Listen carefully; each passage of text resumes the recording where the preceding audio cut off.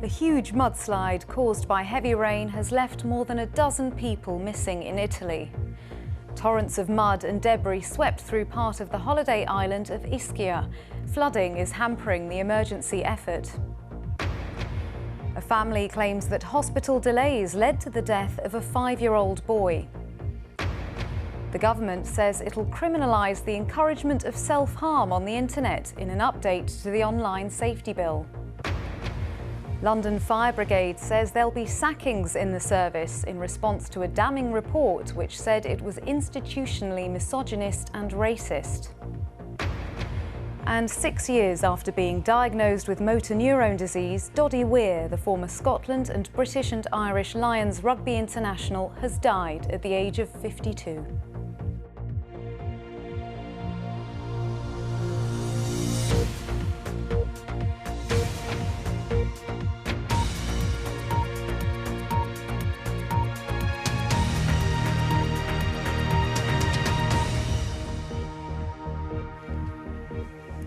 Good evening. At least one person has died and around a dozen people are missing after a landslide on the Italian holiday island of Ischia. Heavy rain has hit the region, sending torrents of mud through the streets. 70 firefighters are working on the island to rescue residents from damaged buildings and to search for missing people. Our Rome correspondent Mark Lowen has sent this report. Through the night came the rain, torrential and fast. And then the mud, a landslide pouring through Ischia before dawn, burying and upturning what lay in its path. Cars, trees, debris flung aside and uprooted. The rescue boats set off early, but were hampered by strong winds and rough seas, buffeting attempts to reach the island from Naples.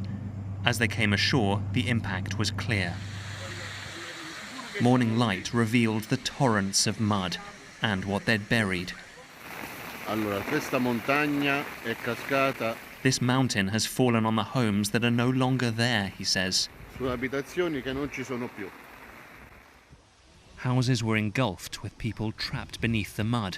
Dozens of firefighters helped evacuate those they could, a rescue and a search for those still missing. The fear is that as more areas are unearthed, the number of confirmed victims could rise. For the islanders, their tranquility was shaken by a nightmare. There are some cars that are facing upwards, that are shifted to the side.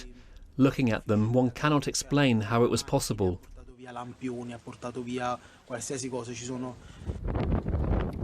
Vehicles were tossed aside and battered, hurled by a wave of mud into the waves of the ocean. Houses have been cut off, some without power, the authorities calling on residents to stay inside. Ischia's narrow streets are caked in the chaos, many of its homes illegally built over the years, unstable and vulnerable. Now an anxious wait for the weather to lift to see the extent of the damage wreaked, turning Ischia from island idyll into rivers of mud. Well, the rain has finally stopped. We drove through a deluge coming up here from the far south of Italy. Clearer weather will, of course, help the rescue efforts and ease access across from Naples to the island because ferries tonight are still suspended on that route. Now, the latest figures we have are 1 person known to have died and 11 people still missing. But the worry, of course, is that as more mud is cleared, what or who will be found beneath? Mark, thank you. The uncle of a 5-year-old boy who died on Monday says he wants answers from the Health Secretary about his nephew's treatment. Yusuf Mahmoud Nazir died from pneumonia, but the family say he was sent away from Rotherham General Hospital because of a lack of beds. Rotherham NHS Foundation Trust has offered its condolences to Yusuf's family and have started an investigation into his care. Jessica Lane reports. Just walking into the house and seeing his shoes, his uniform, his stuff, just killing us, to be honest. Yusuf was taken to the doctors with a sore throat and was given antibiotics for tonsillitis, but he didn't get better. His family say he was struggling to breathe and swallow, so couldn't take the tablets he'd been prescribed. 2 days later, his mum brought him here to Rotherham Hospital. We were begging them for their help. We said, we need you. Please, can you just give him this antibiotics? Can you treat him? They said, we haven't got the beds. We haven't got the doctors. We haven't got the facilities. Nothing we can do. Yusuf finally got a bed at Sheffield Children's Hospital 5 days after first getting ill. They gave him antibiotics on a drip. He sat upright. He was colouring in on his colouring books. After the treatment, he was up. He was ready for home. But his body just couldn't cope. The infection spread. Yusuf developed pneumonia and had 4 cardiac arrests and died. Jade Cousins saw a post about Yusuf dying on Facebook. She was also in Rotherham Hospital that night. My heart sank. Obviously, I've got children myself, and it was just more of the fact that I knew how bad he were. We tried to get him that little bit more help, and they just weren't having any of it, and now sadly he's passed away. The chief executive of the Rotherham NHS Foundation Trust has sent his sincere condolences to Yusuf's family. He says a thorough investigation has started, but insists they do have the staff to treat patients when needed. A Department of Health and Social Care spokesperson said all children deserve the highest level of care, and we are taking urgent action to ensure no families have to experience these kinds of tragedies. But Zahir says it's too late for his family. Their only hope now is to help others avoid the pain they're going through. Jessica Lane, BBC News in Rotherham. The government says it will criminalise the encouragement of self-harm on the internet in a forthcoming update to the online safety bill. The Department of Culture, Media and Sport said the move was influenced by the case of 14-year-old Molly Russell, who died after viewing social media content linked to depression, self-harm and suicide. With me now is our correspondent Laura Trant. Laura, what more can you tell us? Well, this update to the online safety bill means that the encouragement of self-harm online is to be criminalised, ultimately with a prison sentence or a fine. So companies who do not remove illegal content could face a fine, and those who commit the offences could face the criminal courts. Now, the government will set out more detail about the maximum prison sentences and fines in due course. But you mentioned the case of Molly Russell, the 14-year-old from Harrow in London who died aged 17. She took her own life after viewing content about self-harm and suicide on social media. Her family have tirelessly campaigned to improve online safety. They've responded to this update to the bill by saying, yes, it is significant, but there is a huge grey area. As always, the devil is in the detail. And they worry it doesn't go far enough because they say that the harmful but legal content is what did the most damage to Molly's mental health. And that they say there hopefully will be no more delays to this process for the sake of other young people. Laura, thank you. A damning report on the culture of London Fire Brigade has found that it's institutionally misogynist and racist. The independent review was carried out after a black trainee firefighter took his own life. The author of the report says he has no doubt similar problems exist in other fire brigades across the country. London Fire Brigade is promising immediate changes to its disciplinary processes. Louisa Pilbeam reports. As wildfires broke out in London this summer, firefighters were praised for protecting the public. But they haven't protected their own, according to a report into London Fire Brigade, which found it is institutionally racist, misogynistic and has a bullying culture. I sat with a very senior female officer who said to me, through tears, that whenever she goes into a dangerous incident, she's always thinking, will the men around me protect me, given how much they have treated me as dirt back at the station? That was not one person. That was many, many people. The report found example after example of abuse at all levels. Incidents included a black firefighter having a noose above his locker, a Muslim firefighter bullied over his faith with bacon put in his sandwiches, female colleagues being groped and crew members finding their helmets filled with urine. The brigade's commissioner, Andy Rowe, said he was deeply sorry for the harm that had been caused. To hear those stories, which so grossly undermine all that we stand for, is genuinely heartbreaking. I know that so many of my people will be appalled by what they have heard, and therefore we must face it head on with the same courage to resolve these issues. I don't think I can read this report and see a future where some people aren't held accountable for their actions and dismissed as a result. The examples are too horrifying.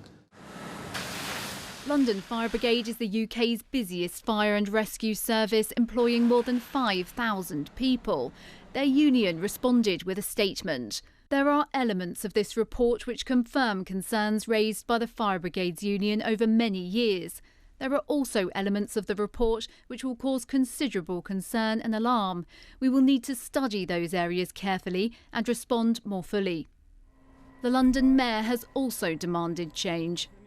This report has to be a watershed moment where we get rid of the institutional racism, homophobia and discrimination that exists in our fire services.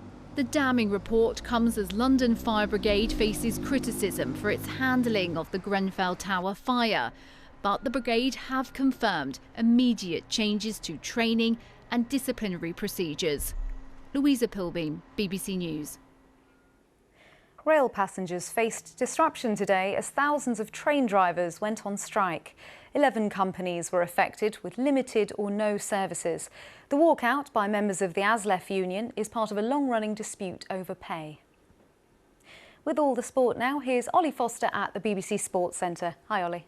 Lakshmi, many thanks indeed. The former Scotland Rugby Union international Doddy Weir has died at the age of 52. He raised millions for motor neurone disease charities after he was diagnosed with the disease 6 years ago. His wife Kathy has described him as an inspirational force of nature. Here's our sports correspondent Andy Swiss. It was one of rugby's most moving moments. Doddy Weir walking out with his sons at Murrayfield following his diagnosis with motor neurone disease. As a person and as a player, few stood taller. At 6'6", Weir's first impact was on the pitch. He won more than 60 caps for Scotland, his rampaging runs making him a fan favourite. When he goes like that, he's like a mad giraffe, but he's got great skills. But in 2016 came the devastating news he had MND, an incurable condition which he approached with his typical positivity. The diagnosis basically said, look, there's nothing we can do for you. There's your care nurse. Cheerio, go and try and find your own cure. So, yes, it was quite a concerning time, but I still had a smile on my face. Weir channelled that spirit into his own foundation. He even had his own trophy, and he raised millions for research into MND. The 2019 Helen Rollason Award recipient is Doddy Weir. His campaigning won him both awards and huge affection. This larger-than-life character with an irrepressible spirit. I've been involved in sport for a long time, and what it does show you is you've got a bit of spirit, a bit of fight, and my fight's to try and find a cure for MND. And while his health deteriorated, that spark never left him, as when he was awarded an honorary degree and offered the students this advice. So if things don't go your way, don't give up. Oh yes, and one more thing, don't forget to enjoy the Guinness and red wine along the way, just never in the same glass. It summed up his zest for life. Doddy Weir, a man whose charity was matched only by his charisma and his courage. Doddy Weir, who's died at the age of 52.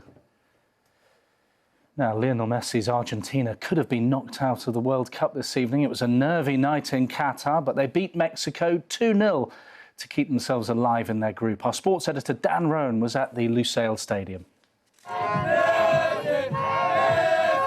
For all that their talisman has achieved in the game, glory on football's greatest stage has proved elusive for Lionel Messi. Argentina's fans are aware if they lost to Mexico, he and his team would be out of this, his final World Cup.